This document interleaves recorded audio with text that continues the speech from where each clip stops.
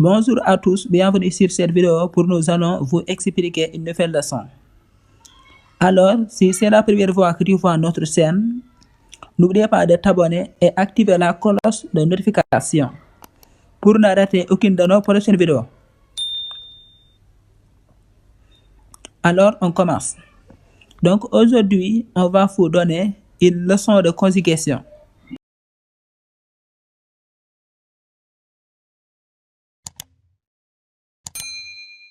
Alors, donc aujourd'hui, on va vous montrer comment conjuguer les verbes du deuxième groupe qui se terminent par IR. Voilà. Donc, les verbes du deuxième groupe qui se terminent par IR. Donc, c'est ça qu'on va vous montrer aujourd'hui. Madame, comment conjuguer, c'est-à-dire comment conjuguer les verbes du deuxième groupe qui se terminent par IR au présent de l'indicatif. Voilà.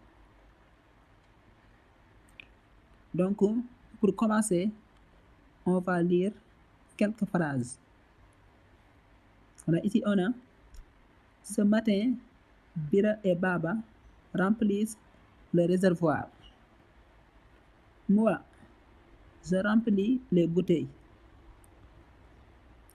Question.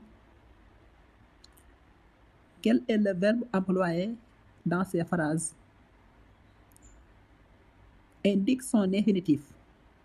C'est la première question. La deuxième question.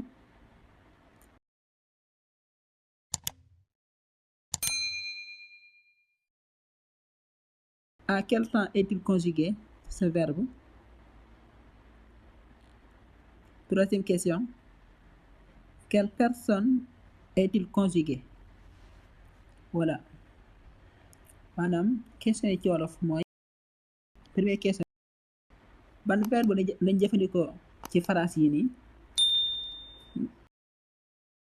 Joxeel infinitif am, infinitif verbe am. Ci ban temps lañ ko conjugué? Présent wala passé wala futur? jàngoon nañ ko ci vidéo yi passé. Troisième question.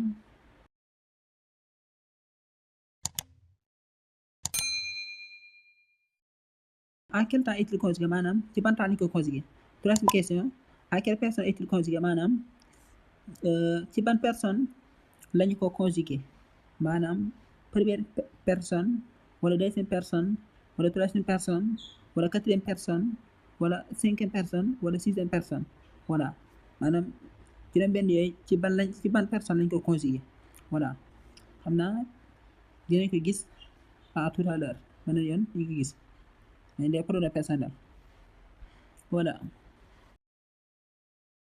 Donc, avant de répondre les questions qu'on a posées, on va vous expliquer comment conjuguer les verbes du deuxième groupe au présent de l'indicatif. Donc, il faut savoir que les verbes du deuxième groupe, ce sont des verbes qui se terminent par IR. Voilà, donc les verbes qui se terminent par IR, ce sont des verbes du deuxième groupe. Comme exemple, remplir, finir, choisir, grandir, etc. Donc ces verbes-là, ce sont les verbes du deuxième groupe qui se terminent par IR. Donc ces verbes-là ont la même conjugation. Maanaam ñoo bokk ni ñu leen di conjuguer dans tous les temps. Voilà. Voilà, donc on va conjuguer quelques verbes du deuxième groupe au présent de l'indicatif pour comprendre les autres. Voilà, donc la première verbe, on va conjuguer le verbe remplir au présent de l'indicatif. On a je remplis, tu remplis, il ou elle remplit.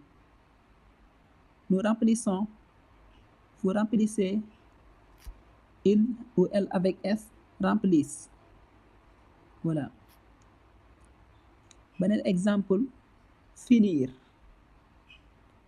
Donc, on a je finis, tu finis, il ou elle finit.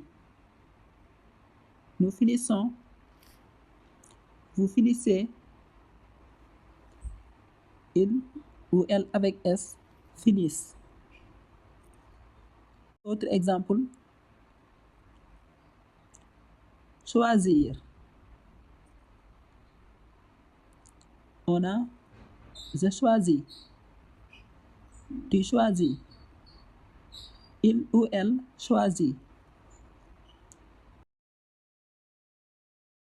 Nous choisissons, vous choisissez, ils choisissent. Voilà. Donc, c'est ça qu'on conjugue les verbes du deuxième groupe au présent de l'indicatif. Voilà. Donc, il faut distinguer les terminaisons. Voilà. Donc, gars yi ni ñuy conjuguer verbe du deuxième groupe bi au présent. Verbe du deuxième groupe bi mais verbe yi nga xam si ne ni ñuy jeexee seen termination dafay nekk IR maanaam dañuy jeexee IR. Verbe yooyu dañuy wax les verbes du deuxième groupe mais nekkul ni verbe bu jeexee IR rek dafa nekk verbe du deuxième groupe déedéet. am na verbe yu jeexee IR mais nekkuñu verbe du deuxième groupe verbe yooyu dañoo bokk ci verbe du troisième groupe voilà mais verbe du deuxième groupe yëpp ñoo bokk ni ñu leen di conjuguer ci temps yëpp voilà kon verbe du deuxième groupe bi da ngay jàpp seen terminaison yi pour nga mën leen a conjuguer voilà dans tous les temps donc verbe du deuxième groupe bi seen termination yi nii ngay jàpp nga xam seet nii boo bëggee conjuguer rek yooyu nga ciy dugal yëpp nag ñoo bokk même terminaison donc terminaison yi ñoo nekk nii dañuy am is it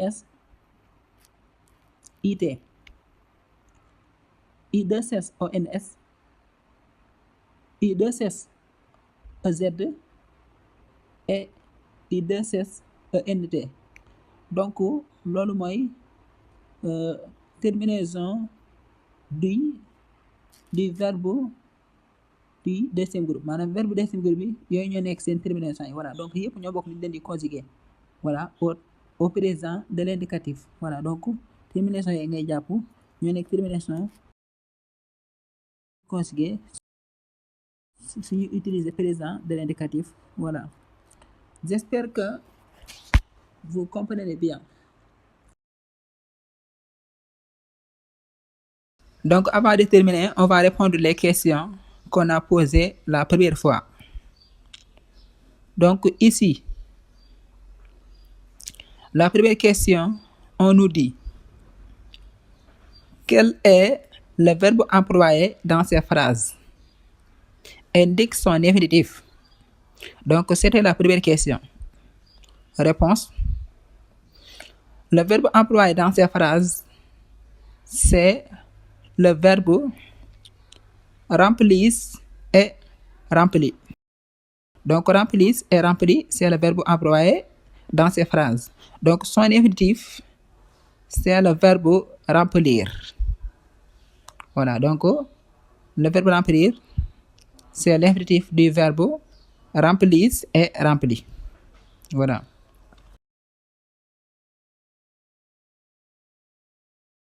Donc c'était la première question. La deuxième question, on nous dit à quel temps est-il conjugué ce verbe?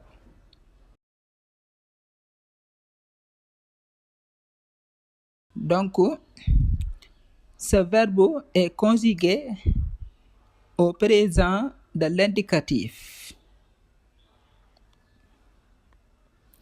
La troisième question et la dernière aussi. À quelle personne est-il conjugué ce verbe? Donc ce verbe est conjugué à la troisième personne du pluriel, c'est-à-dire il avec S, et à la première personne du singulier. Donc c'est la réponse. Donc question yi ci wolof. Première question verbe bi ñu jëfandikoo ci phrase yi ban verbe la joxeel infinitif am donc verbe bi ñu jëfandikoo ci phrase yi dafa nekk verbe remplir ak rempli donc verbe yi lañ jëfandikoo ci phrase yi léegi infinitif verbe yi dafa nekk verbe remplir voilà donc verbe remplir moo nekk infinitif verbe remplir ak rempli yi nga xam ne dañ leen a conjugué ci texte bi donc seen infinitif remplir la donc remplir moo nekk seen infinitif maanaam ci foofu lañ jógee ñu laa leen conjugué. Deuxième question ban temps lañ leen conjugué présent wala passé wala futur donc verbe yi ñu ngi leen conjugué au présent de l'indicatif lañ leen conjugué. La troisième question et la dernière aussi ban personne lañ leen conjugué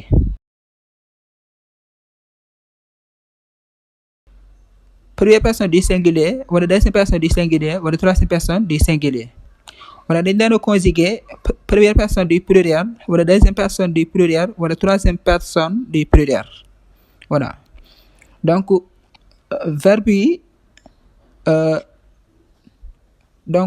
verbe bi ñu ngi ko conjugué ci troisième personne du pluriel lañ ko conjugué maanaam il avec s ak tamit première personne du singulier donc verbe bi loolu lañ ko conjugué troisième personne du pluriel il avec s ak tamit première personne du singulier maanaam je donc c'était la question. J'espère que vous comprenez bien.